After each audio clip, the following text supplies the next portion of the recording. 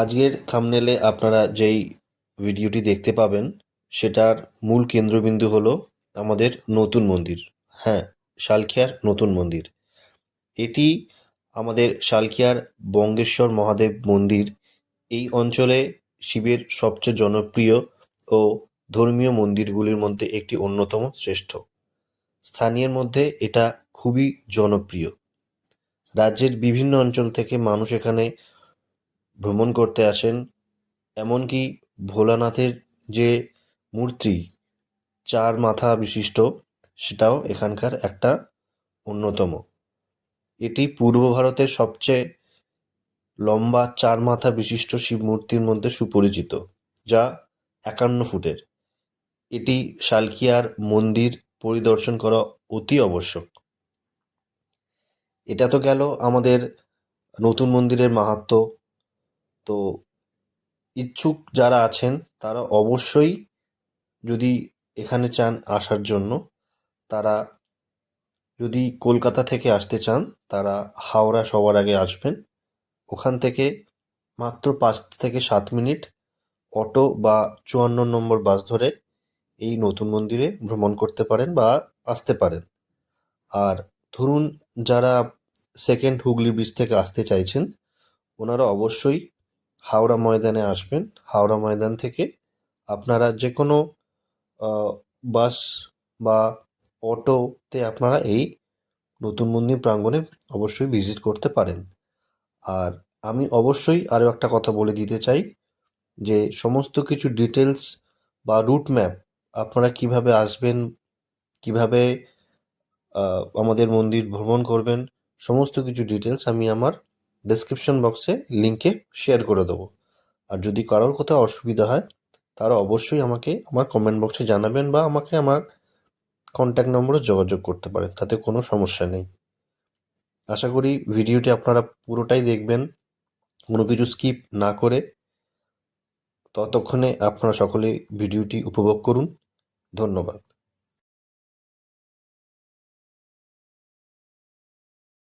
Good morning everyone. আজকে সোমবার, রোজের মতো আজকেও বেরিয়ে গেছিলাম মেয়েকে নিয়ে স্কুলে, কিন্তু আজকে একটু তাড়াতাড়ি পৌঁছে যাওয়ার কারণে হাতে অনেকটা সময় ছিল, তাই মেয়েকে নিয়ে চলে গেলাম নতুন মন্দিরে ঘুরে আসার জন্য।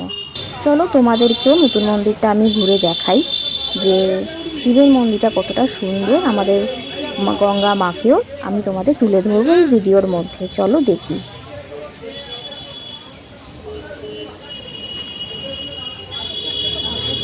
মামা, সে হাই, গুড মর্নিং বলে দাও, বলো ঠিক করে তাকিয়ে। চলো, আমরা আজকে কোথায় যাচ্ছি? জোরে বলো, শুনতেই তো পাচ্ছি না। বলো, আজকে আমরা তাড়াতাড়ি পৌঁছে গেছি না স্কুলে? হুম।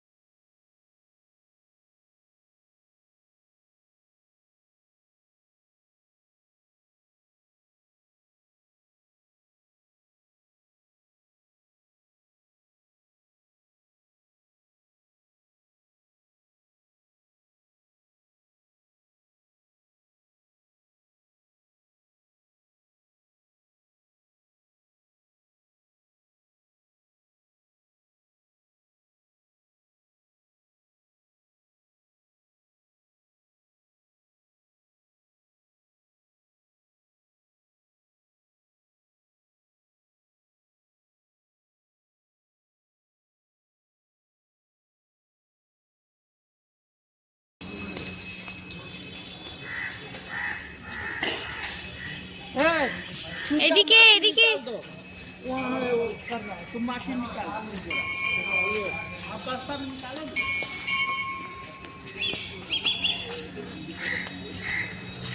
নম করো।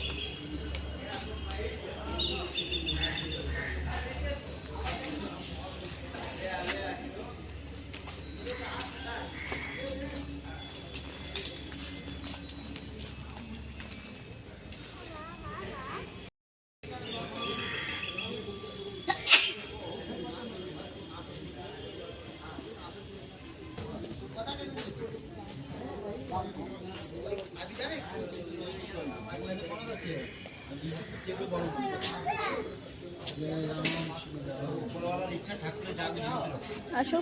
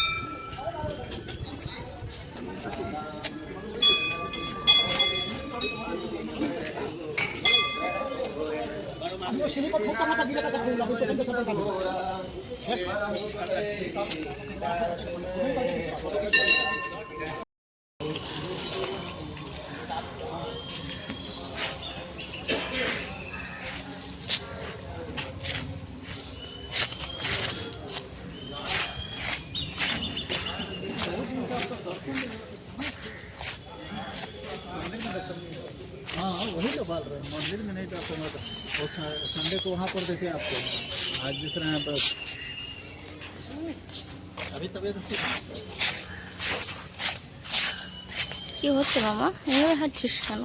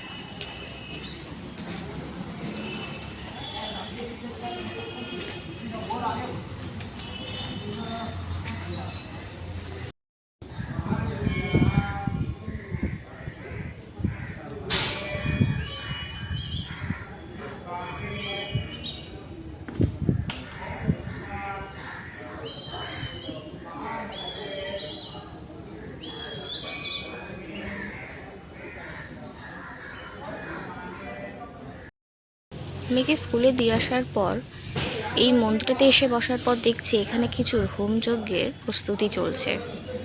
বসে আর কি করব, সব দেখেই সময় কাটাচ্ছি। মন্দিরের চারপাশটা আবারও ঘুরে দেখাবো, কারণ বেশ সুন্দর করে সাজানো হচ্ছে কোনো একটা পুজোর জন্য।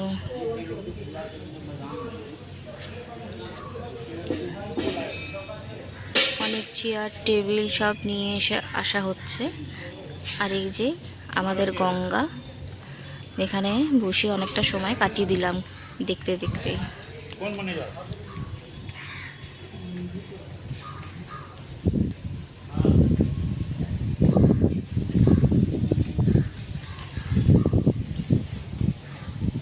সাজানোর জন্য প্রচুর ফুল এনেছে, ফুল এনে রাখা হয়েছে যাতে পুরো মন্দিরটাকে সুন্দর করে ফুল দিয়ে সাজানো হয়।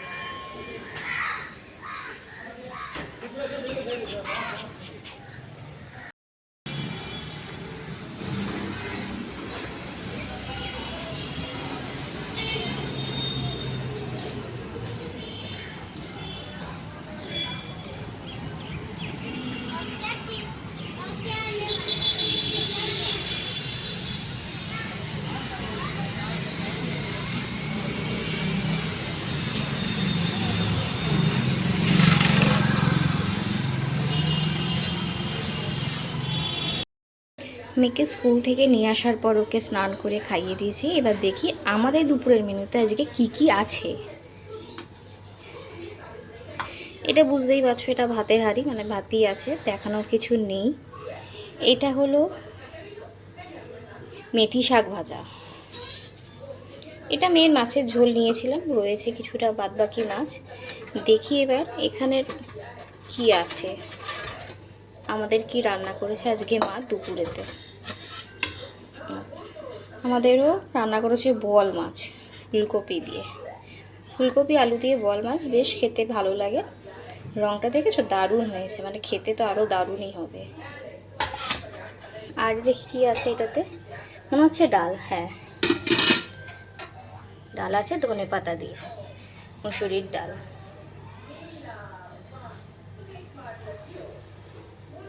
চলো দেখি, আমার মেয়েকে স্নান করিয়ে একটু টিভি চালিয়ে দিচ্ছি, দেখি যে কি করছে।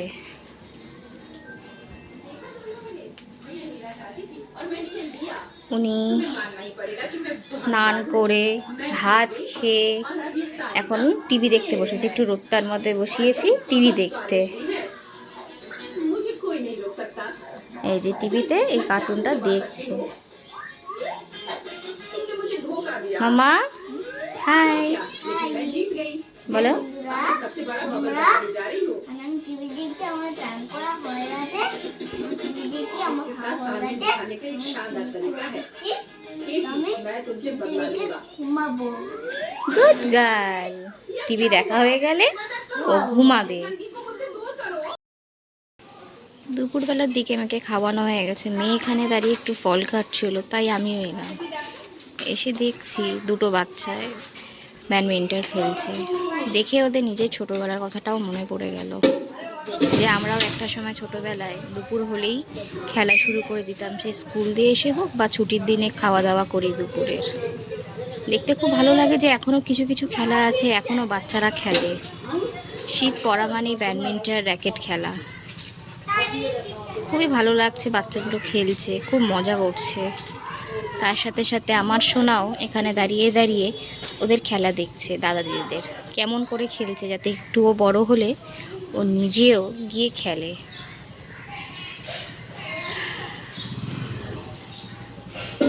তোমাদেরকেও দেখাই। যাই এবার, আমার দুপুর যেহেতু হয়ে গেছে, মেয়ে খাওয়ানো হয়ে গেছে স্কুল দিয়ে নিয়ে এসে, এবার আমিও যাই খেতে। আবার দেখা হচ্ছে বিকেলে। Good evening everyone. বিকেলে উঠে ফ্রেশ হয়ে মেয়েকে দুধ খাইয়ে নিজে চা খেয়ে মেয়েকেও একটু ফ্রেশ পরিষ্কার করে দিলাম, একটু ক্রিম ট্রিম লাগিয়ে এবার লোককে পড়তে বসেছি। ও করছে ওর স্কুলের হোমওয়ার্ক। 1 2 3 4 5 6 7 8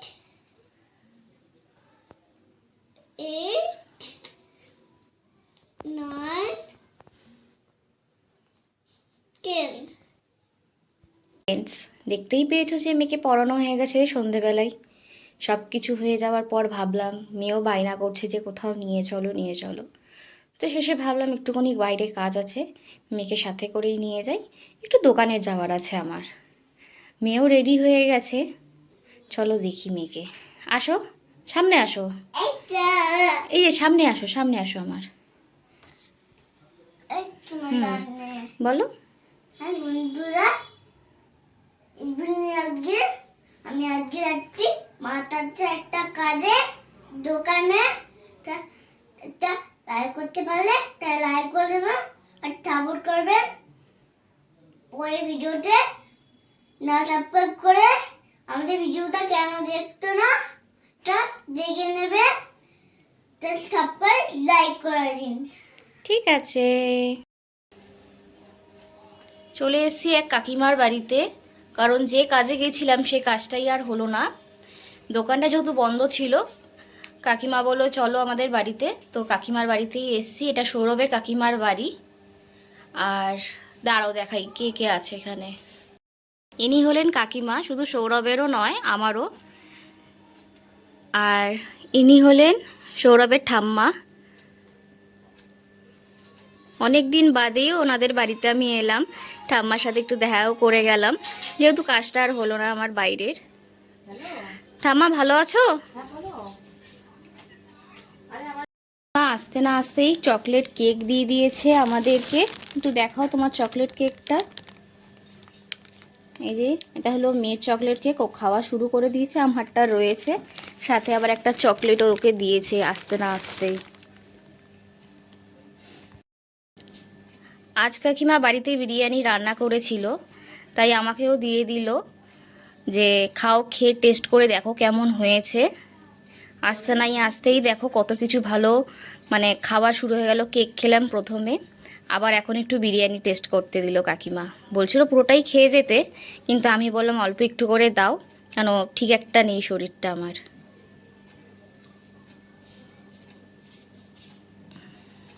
কাকিমার বাড়ির থেকে বেরিয়ে এখন নিজের বাড়ির পথে মেয়েকে নিয়ে। মেয়ে বারবার বায়না করছে যে একটু দিদার বাড়ি যাবে বলে, দেখি কি করি।